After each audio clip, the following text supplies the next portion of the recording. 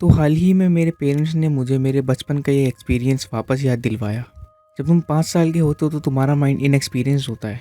तुम जजमेंट नहीं बना पाते, तुम चीज़ें करेक्ट नहीं कर पाते क्योंकि ऑब्वियसली तुम अभी 5 साल के हो।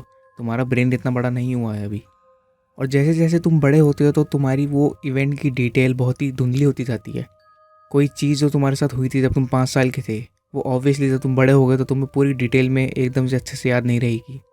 मगर पिछले दिन मेरे माँ बाप से बात करने के बाद वो सारी डिटेल्स अब मेरी आंखों के सामने साफ़ हो गई हैं। मैंने किंडरगार्टन में जाना स्टार्ट करा था उस टाइम पर, जब मैं 5 साल का हुआ करता था। जब तुम 5 साल के होते हो तो तुम्हारी क्लास में हर कोई तुम्हारा दोस्त होता है, क्लासमेट की कमी नहीं होती। मगर क्योंकि मैं गरीब फैमिली से बिलोंग करता था तो स्कूल के बाहर मैं दोस्तों से कम ही मिलता था। मेरे पेरेंट्स पूरे दिन अलग अलग जॉब करने में बिताते थे ताकि घर के खर्चे चला पाएँ।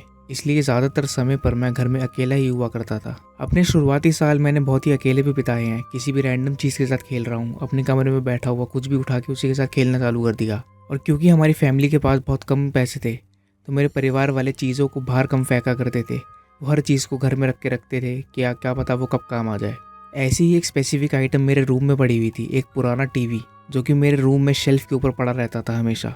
एक लकड़ी से बना हुआ वो टीवी का बॉक्स था जो कि 2 फुट चौड़ा और 1 फुट लंबा था।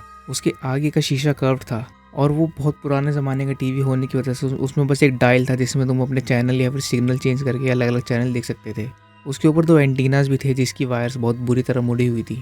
तो मैं बहुत ज़्यादा बोर हो रहा था, इसलिए मैंने उस टीवी से छेड़खानी करनी स्टार्ट कर दी। मैंने उसे ऑन कर दिया और उसमें ज़्यादातर तो स्टैटिक ही दिखाता था, ब्लैक एंड वाइट वो डॉट डॉट्स आ जाती हैं, वो स्टैटिक ही दिखाता था मुझे।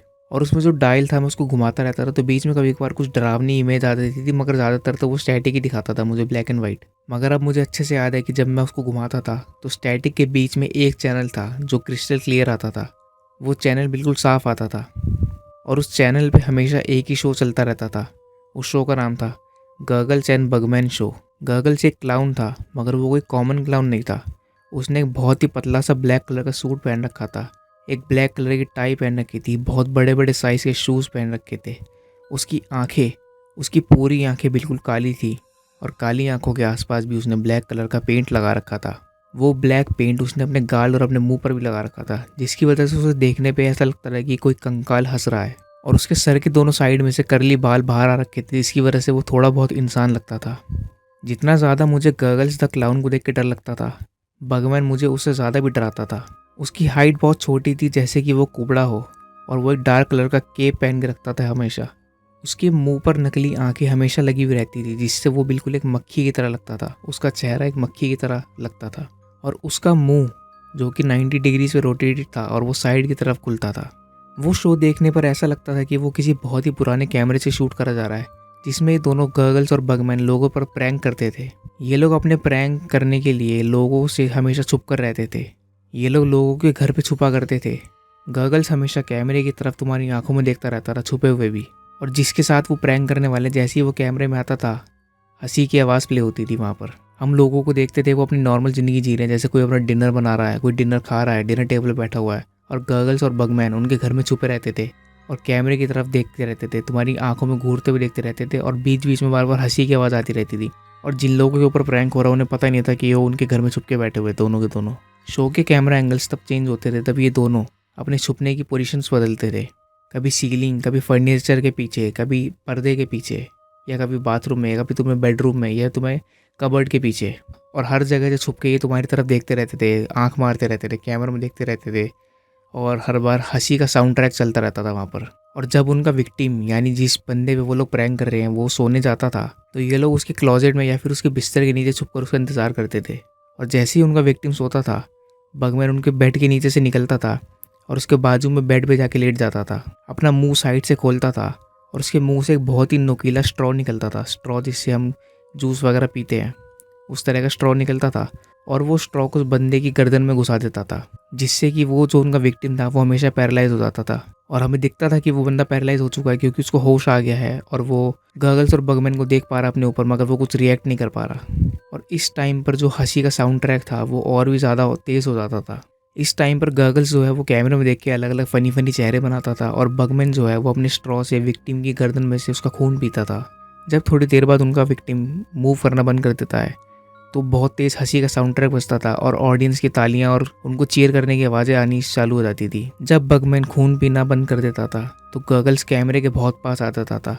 कैमरे में अपनी हंसी दिखाता था जो कि बहुत ही ज़्यादा वाइड थी, उसे देख के बहुत ही डर लगता था और कहता था तुम्हें फिर से मिलेंगे। उसकी पूरी काली आंखें देखकर मेरे रोंगटे खड़े हो जाते थे। फिर पता नहीं एक दिन क्या हुआ, वो टीवी मेरे कमरे से अचानक से गायब हो गया।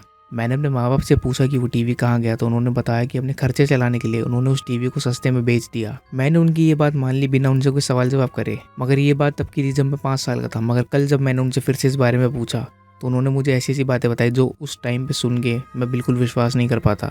जब मैं 5 साल का किंडरगार्टन में था तो मेरे क्लासमेट था जिसका नाम था डेरेक।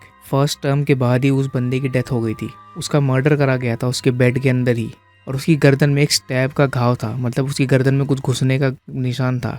ऐसा कुछ एविडेंस कभी नहीं मिल पाया कि उनके घर में कोई घुसा या कोई भागा वहाँ से। तो पुलिस वालों ने उनके माँ बाप को ही कस्टडी में ले लिया क्योंकि उनको कोई एविडेंस नहीं मिल रहा था कि इसका मर्डर किसने करा। और उसके माँ बाप ने सारे एलिगेशन को डिनाई कर दिया कि उन्होंने अपने बेटे को नहीं मारा। और उस टाइम पे मिसिस नोलन जो कि हमारी क्लास टीचर थी, उसने हमको ये बात बताई कि डेरेक की ऐसी डेथ हो गई है। तो तब मैंने, जब मैं 5 साल का था, मैंने अपनी टीचर को बताया था कि डेरेक को मैंने टीवी पे देखा था। मैंने डेरेक और उसकी फैमिली को गगल्स एंड बगमैन के शो में देखा था एक दिन पहले।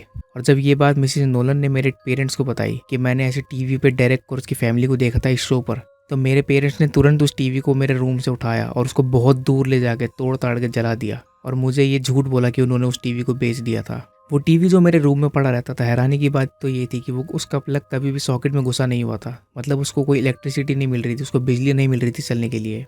और उस टीवी पर मैं जो भी देखता था वो किसी स्टेशन से नहीं आता था।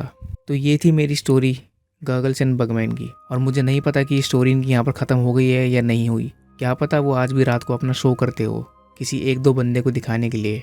और अगर वो करते हो तो उनके शो का अगला स्टार पता नहीं कौन होगा।